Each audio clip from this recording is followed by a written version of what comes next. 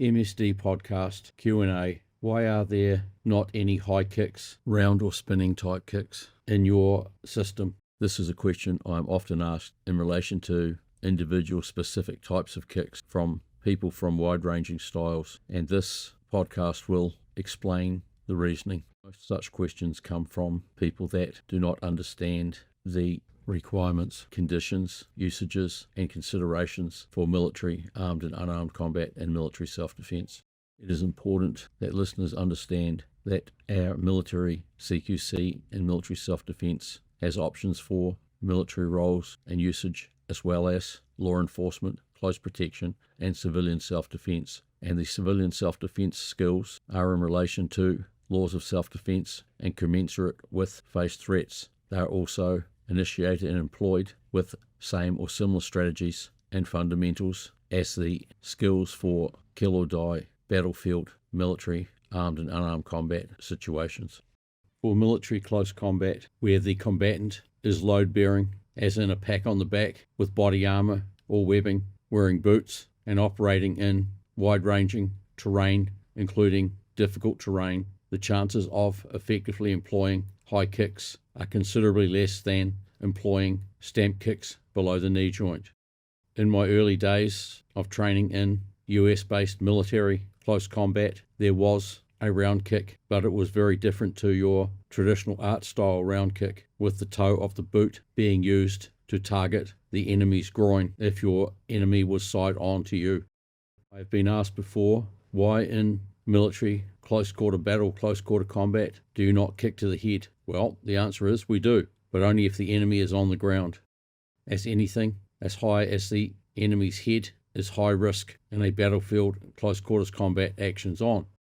There are options for other kicks for civilian self-defense that reduce the injury risk by producing pain, and with the mind following pain, depending on the aggressor's level of mental toughness. These probable lesser degree of injury options can incapacitate some aggressors. Developing skills for, say, counter-bullying for children. Some skills of the spiking type with the toe of the boot are instructed. The use of the knee in kneeing the groin is part of our CQC training and is the highest stand-up kicking skill. Some of the specific counter-action skill sets I have developed for children or youth will utilize straight line kicking skills with the toe of the boot or the shin to cause disengagement and enable escape, or to generate pain as part of putting a stop to an attack. In close quarter clinching situations, to break a grab or hold, utilizing stomping actions with the heel of the boot to the bones of the foot is a valid means of causing disengagement. Utilizing the edge of the heel of the boot is sharper and generally produces a more immediate result. Football-style kicking actions with the toe of the boot or the shin to the soft muscle of the calf are preferred over sweeping actions. For military battlefield, kill or die, close quarters actions on, skill selection must be of a very deliberate and definite objective achievement, tradecraft nature to get a fast and furious threat neutralization outcome. The old mill CQC saying, boots are for combat, bare feet are for bathing, is very true, and the difference between being kicked with a bare foot and a combat boot is considerable. Importantly, skills are not just about quick, effective threat neutralization, but also are about maintaining self-safety and not putting your life or limb at increased risk. Many competitive or traditional arts techniques simply would self-exclude because of body armor, helmets, boots, and weapons, and only skills that are highest guaranteed of objective achievement should make up the battlefield primary practices arsenal. Most of the stamp kicking or toe spiking skills, initiations, and executions are of a straight line nature, the quickest way between 2 points, and are all below the knee joint, as the most exposed extremity and part of the enemy's body will be their front leg, front foot. Destroying their capability to stand, run, or fight by destruction of the kneecap or knee joint ligaments is a priority in the 3 Ds: disarm, disable, dispose of the threat. Our military CQC kicking skills are supported by complete strategies and contingencies, beginning with effective making of range, skills initiation, supported by any feints, cheats, distractions, dirty tricks that will interfere with the enemy's visual and mental focus, and by, if required, body line contact to interrupt or disrupt their stability. All kicking strategies are protected by hard cover guarding throughout the initiation and execution of the skill to increase safety to the highest level humanly possible. Often, stamp kicks will be set up by means of toe or boot spiking to expose the target, that being the lower leg, to stamp kicking. Terrain considerations are important, as in soft ground, swamp, beach, slippery terrain, undulating terrain, where high kicking actions requiring increased physicality are extremely difficult to achieve threat neutralization against a formidable enemy combatant. Our military stamp kicking skills are not retracted. They are directed diagonally downward right through the joint to the ground. Hard tracking forward and maintaining momentum must be maintained should additional skills executions be required to threat neutralize. Over the decades, working with instructors from other countries in military close combat training provision, I have seen front kicks instructed on courses and have instructed them myself, but these front kicks are with the toe of the combat boot in the groin, and they are supported by best of dirty tricks brigade setups and follow-throughs, including double-handed strikes to the carotid arteries or collarbones. Once again, the kicks are not retracted and track forward, keeping the momentum and keeping the enemy on the back foot. Our military CQC stamp kicks are all about range, skill, and commitment, and importantly, target alignment.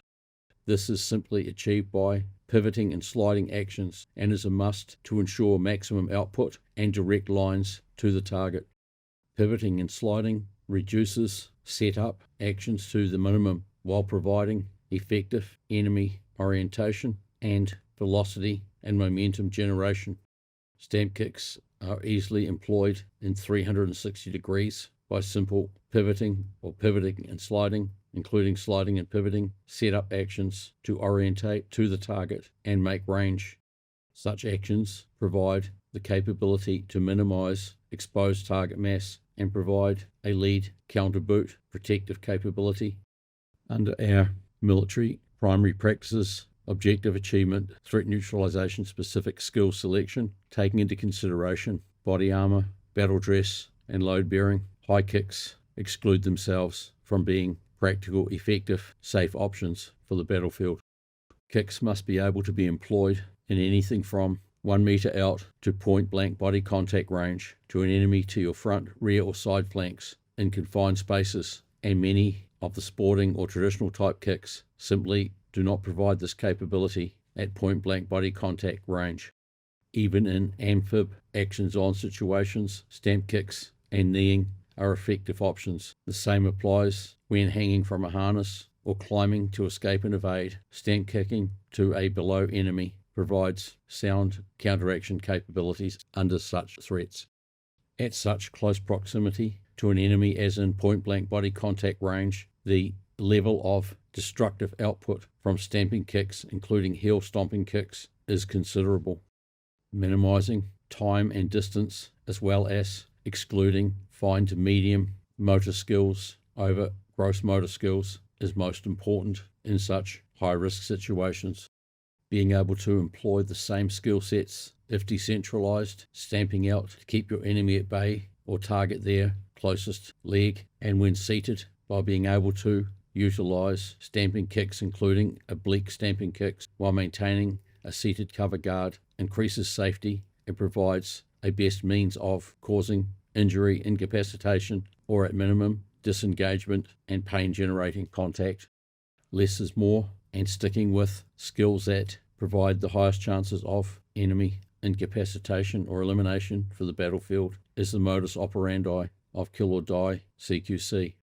Hard, heavy, hostile, toe of boot, heel of boot, or sole of boot, stamp kicking to destroy enemies' legs and as such take away their capability to fight or flee. These type of stamp kicks, toe of boot kicks, reduce the requirement to be of equal size and weight as your enemy, and in fact promote reducing your target mass by squat crouching and generating velocity output from the ground up, outward and downward, right through the lower leg to the ground.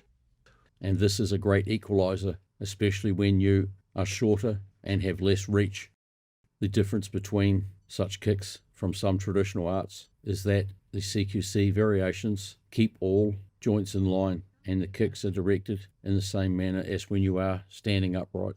Your foot, ankle and lower leg must all maintain an inline positioning to minimize self-injury in the execution of kicks. Synchronized respiration, including tensing of contact points, is most important to increase safety in stamp kicking as well as toe of boot kicking skills employments.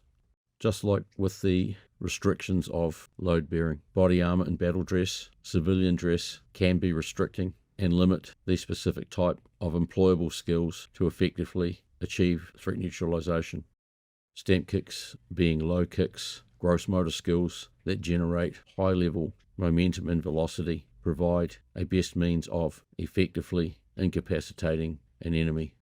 The employment of high kicks when the combatant is wearing body armor, battle dress and a helmet also counters out such techniques for the battlefield. All too often, I've seen demonstrations or depictions, including video, of reported military close combat utilizing high kicks, always in PT kit or clean fatigues, and it makes me wonder if they've ever tried the techniques in full battle dress, body armor, carrying their weapon with a pack on their back. If they had, they would soon realize that there are some traditional fighting arts and combat sports techniques that simply do not work on the battlefield in full battle dress. The most threat neutralization guaranteed kicks in our CQC are stamp kicks when you have seized and secured the enemy and are using violent opposing forces employments of stamp kicks to completely destroy the ligaments of the knee joint and kneecap. Less is more, and best of battle proven skills are essential for expedient threat neutralization, and skills should be able to be used as part of an entry assault and statically, including in confined spaces at point blank body contact range, as well as on upward and downward gradients, where you have seized and secured and have control of your enemy at close to point blank body contact range, and such spiking and stamping kicks provide an effective means of threat neutralization even under these conditions. Kicks such as spinning kicks, where you may well turn your back on the enemy, are not a consideration in our CQC system for the military, as they expose rear flank vitals, including the nape of the neck. So by now you will have identified that there are many considerations in regard to skills selection when it comes to kicking skills, and they must be applicable to role, duty, threat and situation, and must provide maximum chances of effective threat neutralization.